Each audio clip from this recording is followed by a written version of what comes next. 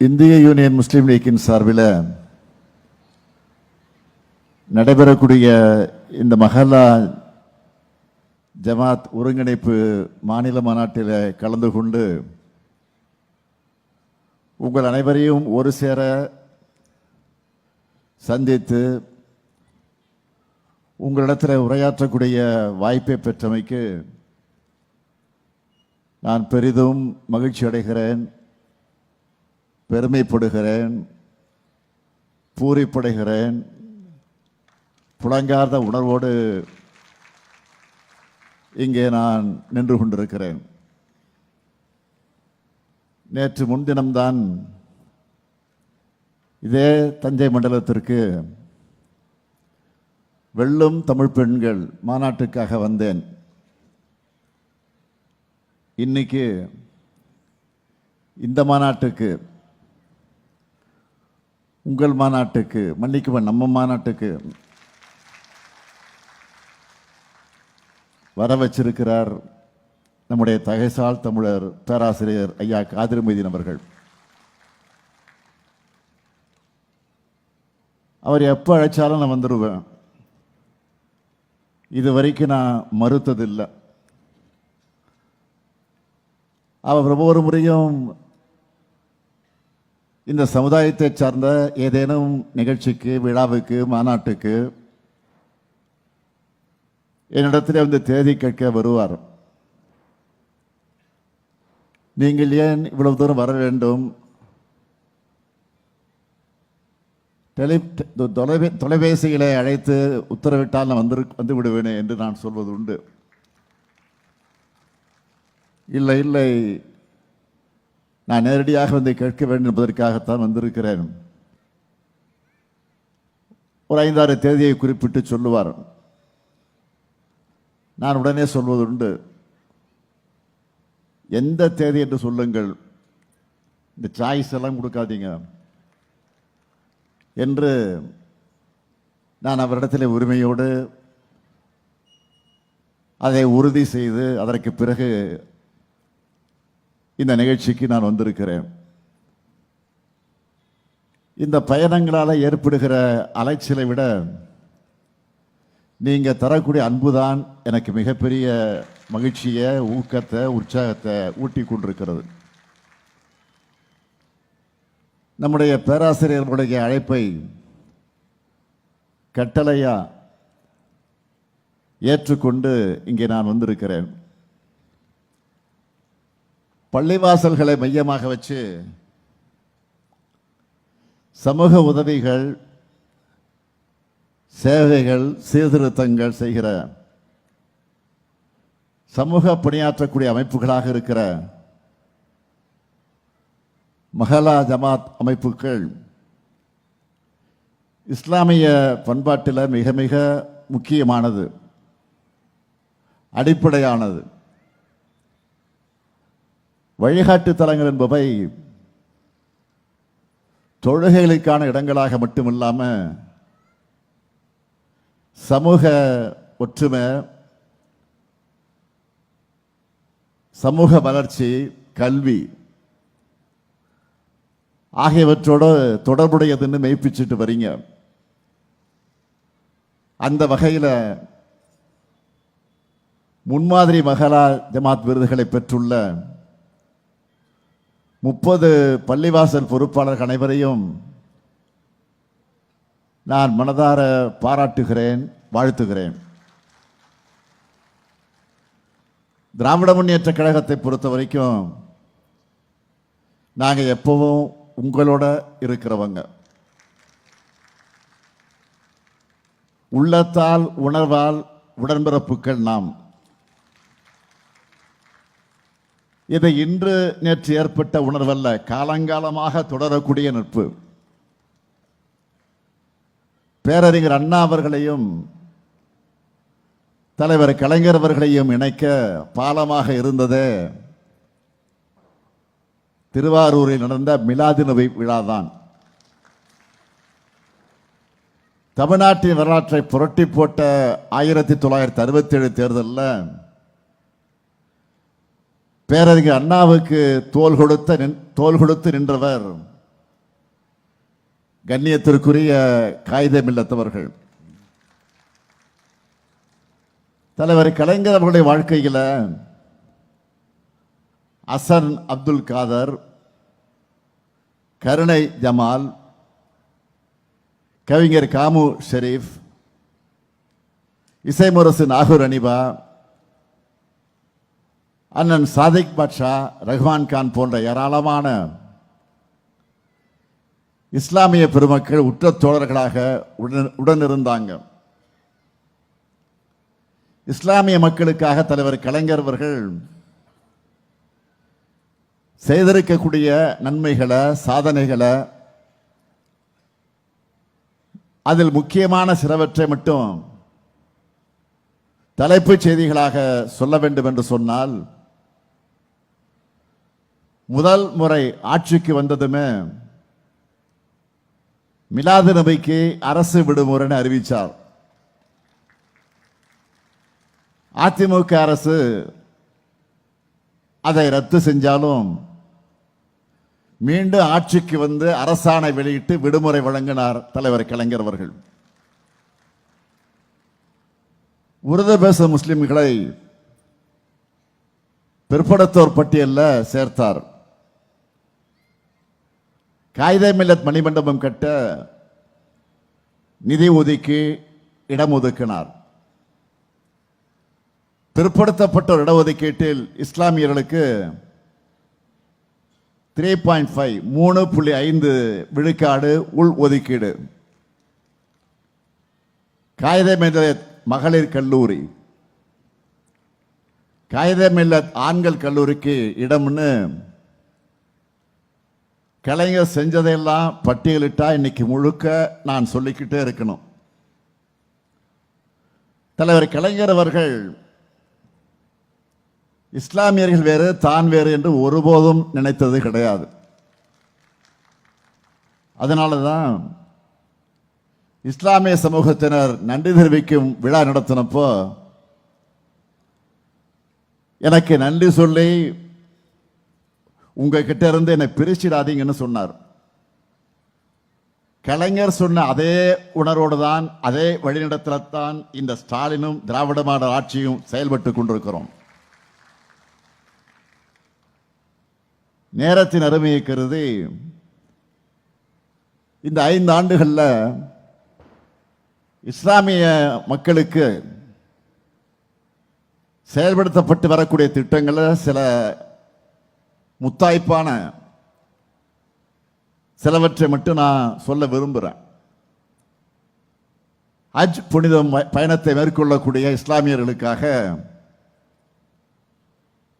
தமிழ்நாடு ஹஜ் இல்லம் கட்ட அடிக்கல் நாட்டியிருக்கிறோம். 2024ஆம் ஆண்டு முதல் தமிழ்நாடு மாநில ஹஜ் குழுவுக்கு ஆண்டு நிர்வாக மானியம் 80 லட்சம் ரூபாயாக உயர்த்தி இருக்கிறோம். கடந்த 4 ஆண்டுகளில் 24 கோடி 56 லட்சம் ரூபாய் மானியமாக வழங்கி தமிழ்நாட்டிலிருந்து 11,364 ஹஜ் பயணிகள் புனித பயணம் மேற்கொண்டிருக்காங்க. தமிழ்நாடு சிறுபான்மையினர் பொருளாதார மேம்பாட்டுக் கழகத்தின் மூலமாக 31,625 பயனாளிகளுக்கு 207 கோடி ரூபாயில் கடன்கள் வழங்கப்பட்டிருக்கு. ஒன்றிய அரசு சிறுபான்மையின மாணவ மாணவியருக்கு வழங்கி வந்த கல்வி உதவித்தொகையை ஸ்டாப் பண்ணிடுச்சு, நிறுத்திடுச்சு. அதனால இந்த ஆண்டு 1 முதல் 8ஆம் வகுப்பு வரை அரசு மற்றும் அரசு உதவி பெறக்கூடிய பள்ளிகளை படிக்கிற 1,01,159 முஸ்லிம் மாணவிகளுக்கு 1000 ரூபாய் கல்வி உதவித்தொகையை தமிழ்நாடு அரசே வழங்கியிருக்கிறது. தொன்மையான பள்ளிவாசல்கள் மற்றும் தர்காக்களை புனரமைக்கக்கூடிய பணிகளுக்காக இதுவரைக்கும் 10 கோடி ரூபாய் நிதி ஒதுக்கீடு செய்யப்பட்டு 10 தர்காக்கள் இன்றைக்கு மேம்படுத்தப்பட்டிருக்கு. இப்படி இஸ்லாமிய பெருமக்களுடைய வாழ்க்கை சூழலை பொருளாதார நிலையை மேம்படுத்துவதற்காக நம்ம திராவிட மாடல் அரசு நாள்தோறும் சிந்திச்சு செயல்பட்டு வருது. நம்முடைய பேராசிரியர் இங்கே பெருமையோடு குறிப்பிட்டு சொன்னார், கேட்காமலேயே திட்டங்களை வாரி வழங்குறது தான் திராவிட மாடல். இப்போ இந்த மாநாட்டில் தீர்மானங்களை நிறைவேற்றிருக்கீங்க. நான் இந்த மாநாட்டுக்கு வருவதற்கு முன்பே நேற்றைக்கு இந்த மாநாட்டு தீர்மானங்களை மணிச்சுடர் பத்திரிகையில் படிச்சுட்டு தான் இந்த மேடைக்கு வந்திருக்கிறேன்.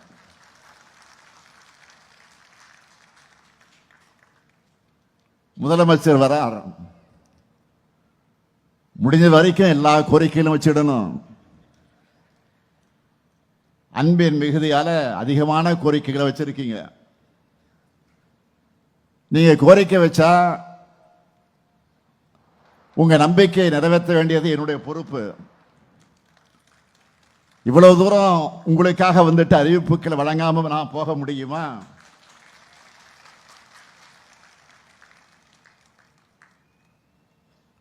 அது ஆயிரக்கணக்கானரை இங்க கூட்டி வச்சு இந்த கோரிக்கைகளை எடுத்து வைக்கிற நேரத்தில் நானும் இந்த மாநாட்டில் 5 முக்கிய அறிவிப்புகளை உங்களுக்காக, உங்களின் ஒருவனாக வெளியிட விரும்புகிறேன்.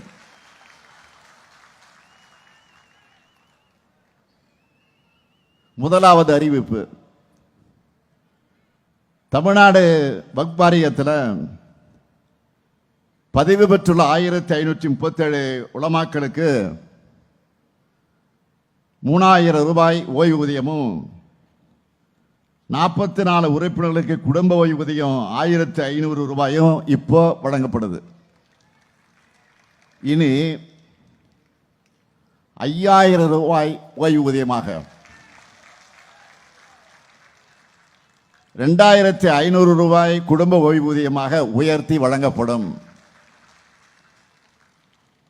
இரண்டாவது அறிவிப்பு, உலமாக்கள் நல வாரியத்தில் 15060 உலமாக்கள் இருக்காங்க.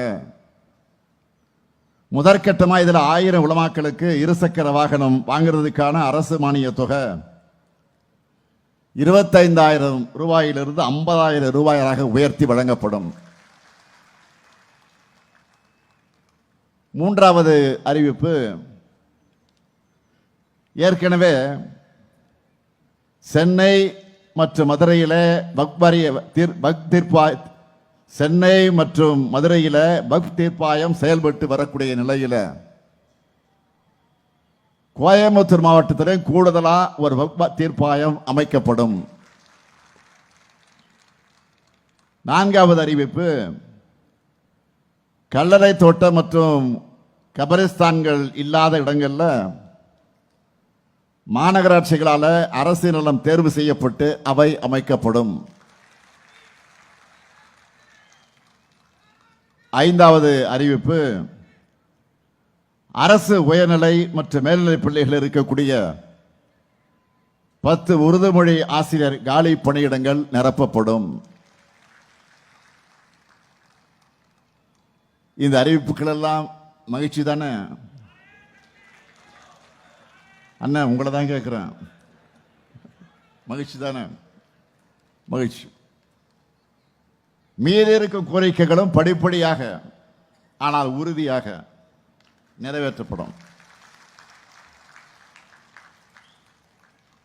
அதே போல நம்ம திராவிட மாடல் அரசோட நலத்திட்டங்களையும் பாராட்டி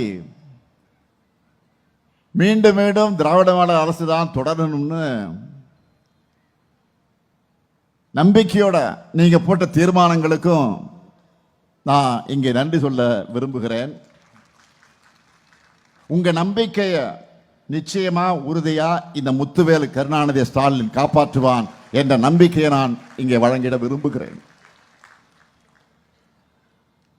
இந்த தீர்மானத்தை ஒவ்வொரு சிறுபான்மை சமூகத்தவரும் பரப்புரை செஞ்சா தங்களுடைய உள்ளத்துல ஏற்றுக்கிட்டு இருக்கக்கூடிய இந்த மீண்டும் இந்த திமுகவுடைய ஆட்சி உறுதியாக உருவாகும். இன்னைக்கு நாடு எப்படிப்பட்ட சூழல் இருக்குதுன்னு நான் அதிகம் உங்களுக்கு விளக்க வேண்டிய அவசியம் இல்லை. அதுல இஸ்லாமிய மக்களான நீங்க எப்படிப்பட்ட அச்சுறுத்தலை எதிர்கொள்றீங்கன்னு உலகத்துக்கே தெரியும். இப்படிப்பட்ட நிலையில நான் உறுதியோடு சொல்றேன், இஸ்லாமியர்களுக்கு பாதுகாப்பான மாநிலமாக இன்றைக்கு இருக்கக்கூடிய ஒரே மாநிலம் தமிழ்நாடு தான். அதுக்கு காரணம் திராவிட முன்னேற்ற கழகம். திமுக தான் சிறுபான்மையின மக்களை காக்கக்கூடிய காவல் அரண். அதனாலதான் உங்க உணவு அரசியல், கும்பல் வன்முறை போன்றவை இன்றைக்கு தலையெடுக்காம இருக்கு. இந்த அமைதி சூழல் சிலருடைய கண்களை உறுத்துது. தமிழ்நாட்டில் எப்படியாவது குழப்பம் ஏற்படுத்தலாமான்னு அவங்க போடுற ராஜதந்திரங்கள் எல்லாம் வீணாகிட்டு இருக்கு. அதனால தங்களுக்கேற்ற அடிமைகளாக இருக்கிறாங்களே இடி, சிபிஐ, ஐடி இது போன்ற அமைப்புகளை வச்சு மிரட்டி தங்களுக்கான கூட்டணியா உருவாக்கி மேடையை ஏறி இருக்காங்க. இன்னைக்கு அதுலயும் துரோகங்களுக்கான அர்த்தமா அகராதைகள்ல இடம் பிடிச்சிருக்கக்கூடிய 10 தோல்வி பழனிசாமி முஸ்லிம்களுக்கு எதிரான தன்னுடைய பயணத்தை தொடர்ந்துகிட்டு இருக்கார். அவரு பழனிசாமியுடைய துரோகங்களை நாம் எண்ணி பார்த்தா சீன பெருஞ்சோரை போல நீளமானது. அவருக்கு தெரிஞ்சதெல்லாம் ரெண்டே ரெண்டு தான். ஒன்னு காலில் விழுறது, இன்னொன்னு கால்கள் வாரி விடுறது. அப்படிப்பட்டவர் முஸ்லிம் மக்களுக்கு எதிராக செஞ்ச துரோகங்கள் எல்லாம் சொல்லணும்னா அந்த பட்டியலும் ரொம்ப பெருசு. 2019 குடியுரிமை சட்டம் நிறைவேற அதிமுக அந்த மசோதாவை ஆதரிச்சது. உறுதியா சொல்றேன், உங்களுக்கு நல்லா ஞாபகம் இருக்கு நினைக்கிறேன், அதிமுகவோட ஆதரவு இல்லைன்னா அந்த மசோதா மாநிலங்களில் தோல்வி அடைஞ்சிருக்கும். ஆனா பழனிசாமி அவர்கள் அந்த சட்டத்தால யார் பாதிக்கப்பட்டாங்கன்னு பாஜகவுக்கு ஆதரவா அதிமேதாவைத்தனமா சட்டமன்றத்தில் பேசினாரு. அவை குறிப்பில் இடம்பெற்றிருக்கு, மறுக்க முடியாது. 2020 அந்த சட்டத்துக்கு எதிராக வண்ணாரப்பேட்டையில் முஸ்லிம் மக்கள் போராடினப்போ தடியடி நடத்தினார்.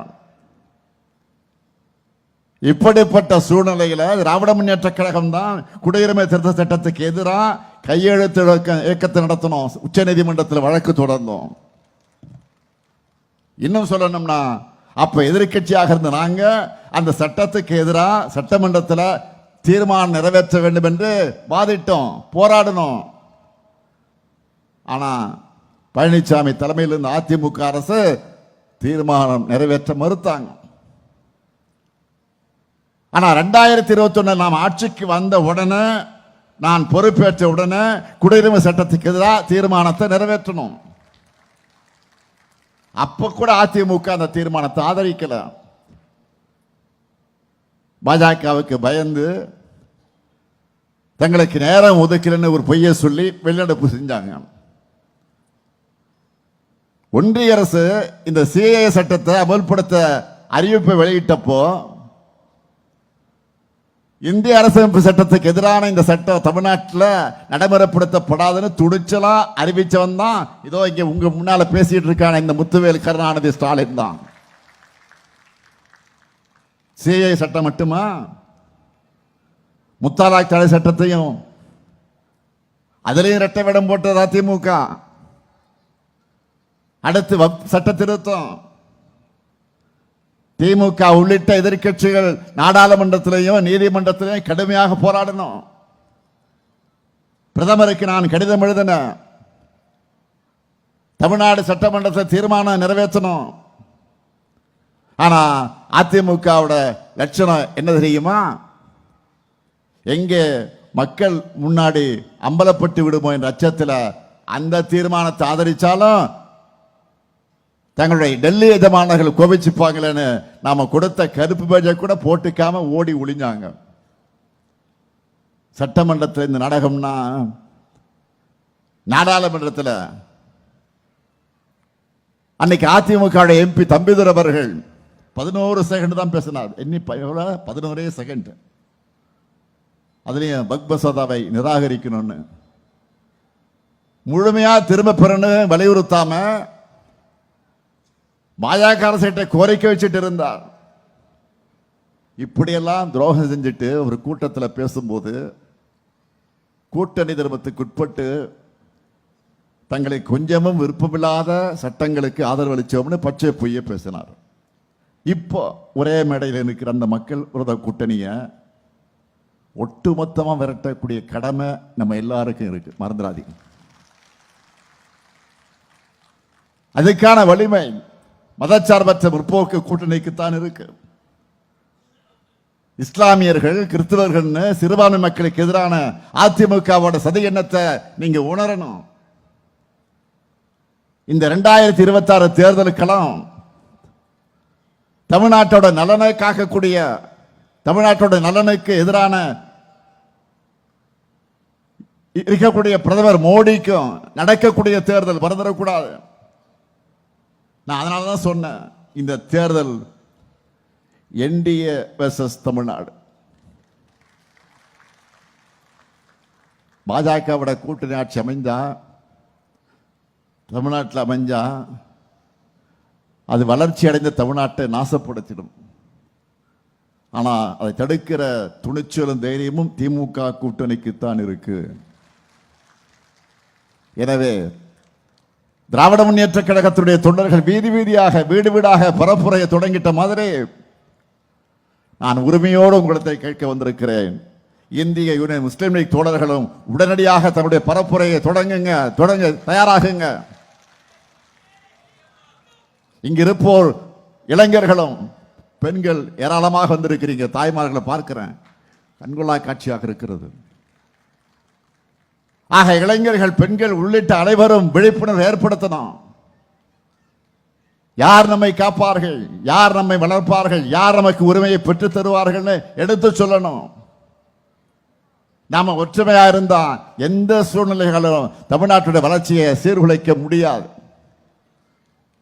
சுயநலத்துக்காக தமிழ்நாட்டோட நலனை அடகு வச்சிருக்கக்கூடிய அடிமைகளுக்கும் அவங்களுக்கு கட்டளையிடுகிற டெல்லி எஜமானர்களுக்கு புரிகிற மாதிரி உரைக்க சொல்வோம், உறுதியோடு சொல்வோம்.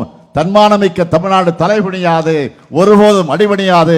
தமிழ்நாடு போராடும், தமிழ்நாடு வெல்லும், வெல்வோம் ஒன்றாக. நன்றி, வணக்கம். மாண்புமிகு தமிழ்நாடு முதலமைச்சர் அவர்களுக்கு உங்கள் அனைவரின் சார்பிலே நெஞ்சார்ந்த நன்றியை தெரிவித்துக் கொள்கிறோம். விருது வழங்கும் நிகழ்வு தொடர இருக்கிறது. சற்று அமைதி காக்கவும்.